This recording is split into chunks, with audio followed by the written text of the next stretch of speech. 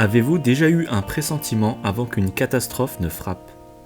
La prémonition est parfois annoncée par un rêve proche du réel, parfois une sorte d'intuition. Parfois elle est en rapport avec la question de vie et de mort pour soi-même, parfois pour ses proches.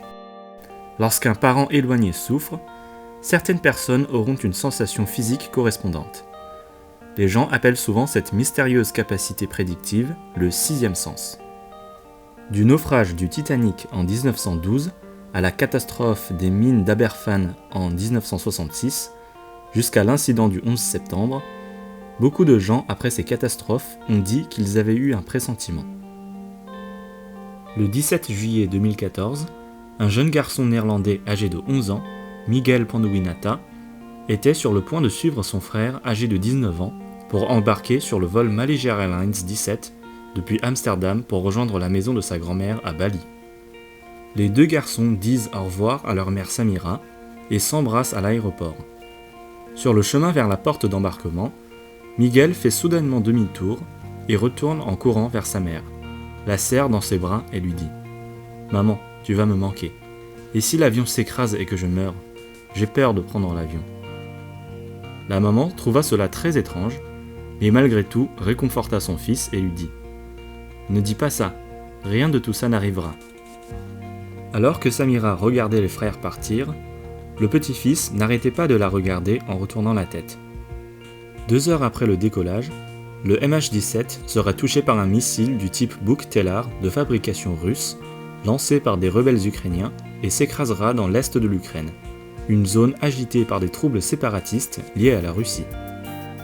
Les 298 passagers et membres d'équipage à bord seront tous tués. Samira a repensé après cela. Quelques jours avant leur départ, le petit Miguel semblait anxieux et lui a posé des questions sur la mort, l'âme et Dieu.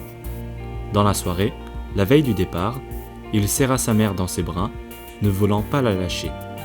C'est ainsi qu'il passa sa dernière nuit sur terre près de sa mère. L'intuition du petit garçon n'est pas un cas unique. Il y a un demi-siècle, au matin du 21 octobre 1966, dans le petit village d'Aberfan au Pays de Galles en Angleterre, 2 jours consécutifs de fortes pluies provoquèrent l'effondrement d'un terril, ensevelissant l'école primaire locale et 20 maisons. Parmi les 144 victimes, 116 étaient des élèves du primaire âgés de 8 à 10 ans. Une fillette de 10 ans, Erin May Jones, était élève de cette école primaire. La veille de la catastrophe, elle dit à sa mère « Maman, je vais te raconter mon rêve d'hier soir. J'ai rêvé que j'allais à l'école avait disparu, et tout était couvert de choses noires. » 15 jours avant la catastrophe, elle avait dit à sa mère « Maman, je n'ai pas peur de la mort. Je serai avec Peter et June. » Après la catastrophe, Erin et ses 2 amis, Peter et June, ont été enterrés dans un cimetière public, l'un à sa gauche et l'autre à sa droite. Cette histoire a été relatée par le psychologue britannique Barker après avoir écouté le pasteur local, et son authenticité a été confirmée par écrit par les parents de la jeune fille. Barker a recueilli un total de 76 descriptions de rêves qui prédisaient la catastrophe minière, dont 24 ont été racontées par les personnes elles-mêmes à leurs parents et amis. Les recherches contemporaines en psychologie ont montré que le phénomène du sixième sens qui frappe à la porte se produit également souvent lorsqu'un accident est sur le point d'arriver à un être cher. L'écrivain américain Mark Twain a clairement vu les funérailles de son frère dans son rêve. À l'époque, Sam, 23 ans, et son frère cadet Henry se préparaient à embarquer ensemble sur le bateau fluvial nommé le Pennsylvanie. Sam avait appris à conduire le bateau fluvial et Henry était un jeune adepte. La nuit précédant le départ, Sam rêva qu'Henry était allongé dans un cercueil en métal, vêtu du costume de quelqu'un d'autre, avec un gros bouquet de roses blanches sur la poitrine et une rose rouge au milieu. Sam se réveilla, il était très attristé par ce rêve. Sa famille lui conseilla de l'oublier rapidement, et il tenta de se convaincre que ce n'était qu'un rêve.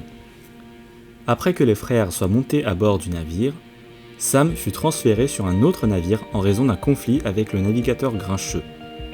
Avant de partir, lui et son frère discutèrent des mesures d'autosauvetage d'urgence en cas de naufrage. À cette époque, les explosions de chaudières sur le navire étaient courantes. Finalement, la chaudière du navire Pennsylvania a vraiment explosé. Henry mourut à Memphis quelques jours plus tard. Une femme lui offrit un cercueil en métal précieux. Le 21 juin 1858, Sam est horrifié de voir que son rêve s'est bien réalisé. Son frère mort est dans son cercueil, vêtu d'un costume emprunté. Pendant qu'il pleure, une dame s'avance et dépose sur la poitrine d'Henry un bouquet de roses blanches avec une rose rouge en son milieu. Cette expérience a profondément influencé la pensée et l'écriture de Mark Twain. Après la création de la Mind Research Society à Londres en 1882, il fut l'un des premiers membres à la rejoindre. Dans ses recherches, il a appelé cette intuition « télégraphie mentale ». Ce qui lui restait toujours au fond de son cœur, c'est que s'il avait su comment interpréter ce rêve plus tôt, son frère aurait pu être sauvé de la mort. Larry Dossey, né en 1940, est le médecin traitant en chef de l'hôpital de la ville de Dallas, fondateur de la Dallas Diagnostic Association et rédacteur en chef de la revue Alternative Medicine. Il a déjà été un des membres importants du groupe de travail sur la réforme nationale des soins de santé de l'ancienne première dame des États-Unis, Hillary Clinton. Le livre le plus vendu de Dossey, The Power of Premonitions, contient de nombreux exemples de prémonitions tels que celui-ci.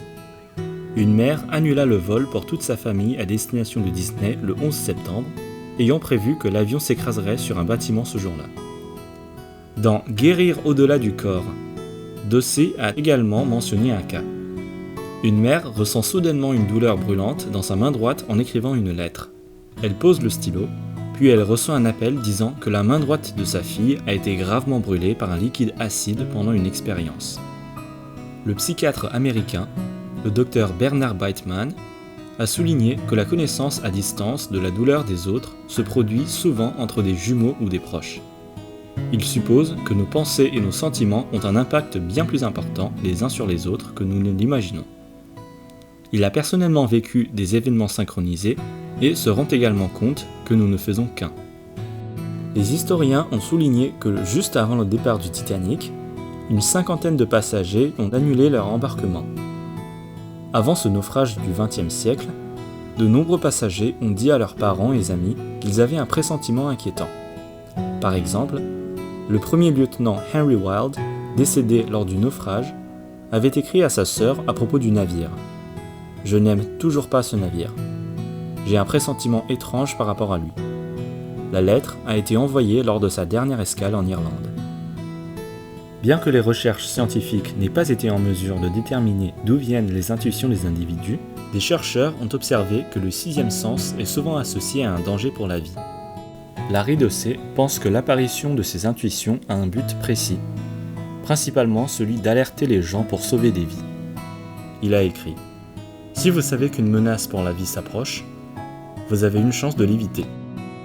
Alors, quel genre d'intuition vaut la peine d'être prise au sérieux ? Peut-être que ces sixièmes sens liés à la vie, à la mort et à votre santé, ainsi que les rêves immersifs, sont vraiment des signes avant-coureurs.